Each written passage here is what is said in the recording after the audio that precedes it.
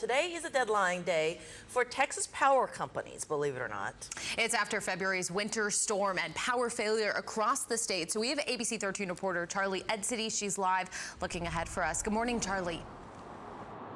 Yes, good morning, Bree. Well, today is the day that these power companies are expected to submit their reports with exact details on how they plan to continue their operations during the colder winter months. And we all remember back in February during the freeze when thousands of people across our state were without power, some people for several days. Well, the hope here is that we can avoid that from happening ever again. And so these reports are due today and are supposed to be submitted to the Texas utility regulators.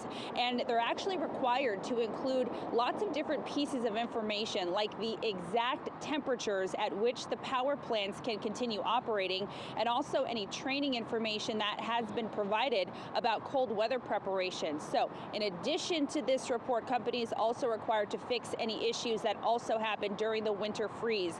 And we actually spoke to an energy expert over at Energy Ogre who says that these companies really have been forced to do a lot of improvements to their system since the freeze. And in his opinion, he thinks that we are in a much better place compared to 1 year ago. Right. I think that folks are not going to get quite as flat-footed as they did before. We have more and different kinds of resources that are available this year versus last year. And I think a lot of people went back through and looked at how can they make, what risks do they have? What small kinds of exposures do they have? How can they fix those? And once the reports are submitted, it's going to be ERCOT who is going to be doing inspections, making sure that these companies actually go through with what they outlined in these reports. And so it'll be interesting to see what these companies come up with and how they plan, or what they implement rather, during the winter months to make sure that their power plants can continue operating. Because obviously we all learned a pretty painful lesson several months ago back in February when that freeze happened, and many of us were without power and heat for several days.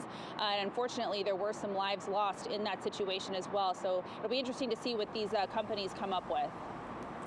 Okay. I'm sorry, my neighbor is in the energy business, and I asked him last week, I said, hey, are we going to lose power? And he looked at me like, look, if it's going to be cold, we're going to have to be ready, because there's just not been enough time for these companies to make that switch. So he seemed doubtful. He wanted us to be very ready for the winter. It's pretty scary. So. Yeah, I mean, after seeing what happened to us last February, I think many of us never imagined something like that could actually happen. So hopefully these reports can get these companies moving in the right direction and getting extra prepared this year. But, you know, at this point, I think it's been shown that we should be ready to expect just about anything, sadly.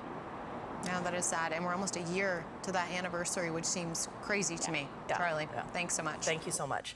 Well.